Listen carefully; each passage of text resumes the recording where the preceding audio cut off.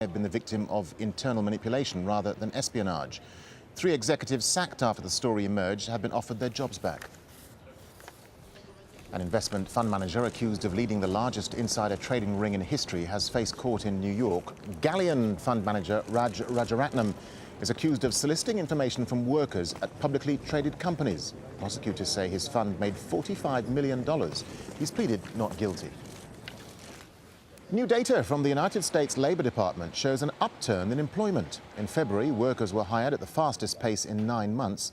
The unemployment rate also slipped to a nearly 2-year low of just under 9%, but only a fraction of the more than 8 million jobs lost during the recession have been recovered.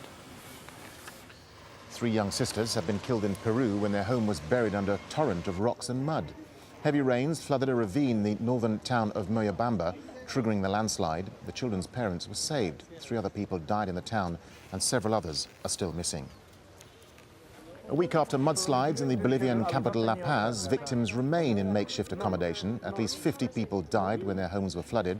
Thousands were forced to flee as buildings collapsed across 7 districts. Civil defense officials say it's the city's worst natural disaster. Thousands of people have lost their homes after a fire engulfed a slum area in the Indian city of Mumbai. The blaze swept through the Garibnagar shantytown near the Bandra railway station. The area is home to about 10,000 people, including 12-year-old actress Rabina Ali, who appeared in the Oscar-winning film Slumdog Millionaire. Nepal's former Prime Minister Krishna Prasad Bhattacharya has died. He was 87. Bhattacharya served as Prime Minister of the Himalayan nation twice after leading a popular movement to restore multi-party democracy in 1990 and again 9 years later. Bhattacharya will be cremated on Sunday. Nepal's Maoist party has agreed to join a coalition government ending a months-long deadlock. On Friday, the Prime Minister appointed 4 Maoists to his cabinet. Nepal is still struggling to recover from a decade-long civil war that ended 5 years ago. Sabina Shrestha reports now from Kathmandu. Prabha Kharka lost her husband 5 years ago in Nepal's last revolution. At that time, everyone was protesting. My husband also joined. He used to say that we have to protest for the country, for the people and for freedom. Pradyumna Kharka was shot dead by security forces on the 20th of April 2006. He's remembered as a martyr.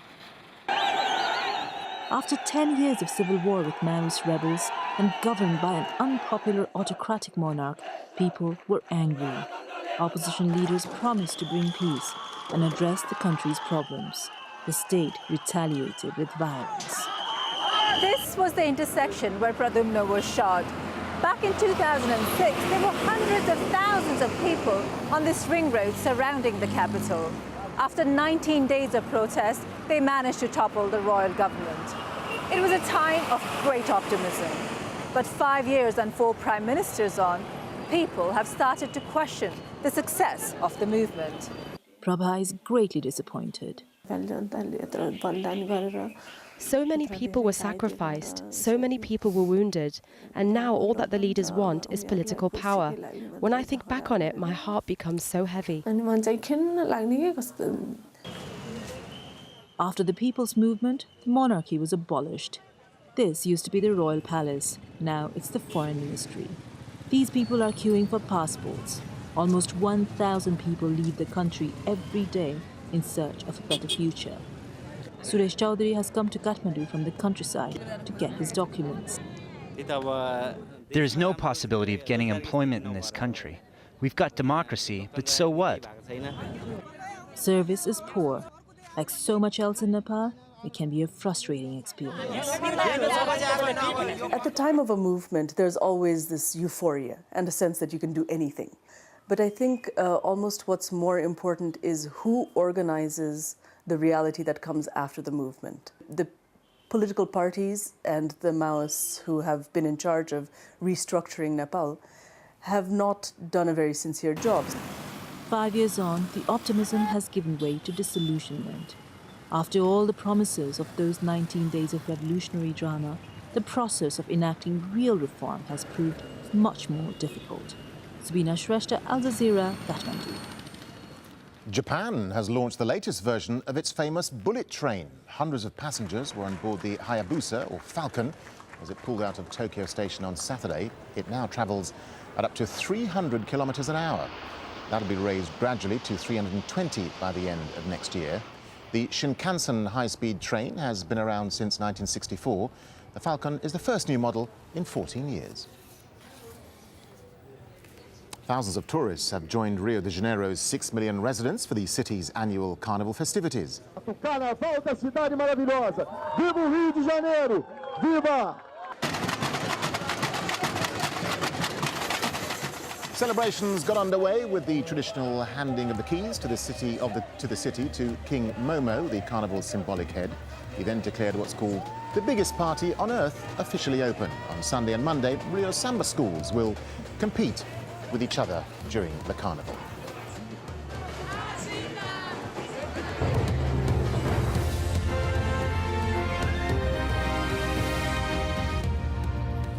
This is Al Jazeera. These are the stories making headlines here. Pro-Gaddafi forces have launched a new attack on the opposition-held city of AlJazeera, 50 kilometers west of Tripoli. Witnesses have told Al Jazeera artillery and tanks are being used.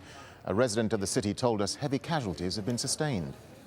What is happening now is heavy bombing on the city by tanks and heavy weapons and mortars and extremely heavy weapons, and the rebels are struggling to resist with very primitive means, and they have no mercy. They are very brutal. There is a large number of injured and a lot of people killed on the streets. Anti-government fighters say the town of Ras Lanuf is quiet after they won control on Friday. These pictures were taken before rebels fought to take the oil port. It's halfway between Benghazi and Tripoli. In Tripoli itself, tear gas and rubber bullets were used to break up an anti-Gaddafi protest after Friday prayers, but a rally by the leader's supporters went on all afternoon. Several people have been injured after protesters fought with police in Egypt's second biggest city, Alexandria. This amateur video is used to show protesters ransacking the headquarters of the state security agency. They say police were trying to destroy documents linked to past abuses. China's Premier Wen Jiabao has pledged to reduce inflation and corruption and raise his people's income levels. Wen told the National People's Congress in Beijing the measures are necessary to maintain social stability. The theme of happiness along a 5-year economic plan dominated his address at the start of this year's parliamentary session. A German prosecutor says more people could have been killed at Wednesday's shooting incident at Frankfurt Airport. The gun belonging to the man suspected of shooting dead 2 US Air Force members had jammed with 6 rounds still in the magazine. The US Secretary of State, Hillary Clinton, has condemned the killing of at least 6 female protesters in Côte d'Ivoire. They were taking part in a rally calling for President Laurent Gbagbo to accept November's election result and step down. Well, those were the main headlines. The news continues here on Al Jazeera after Listening Post. Stay tuned. Thanks for watching.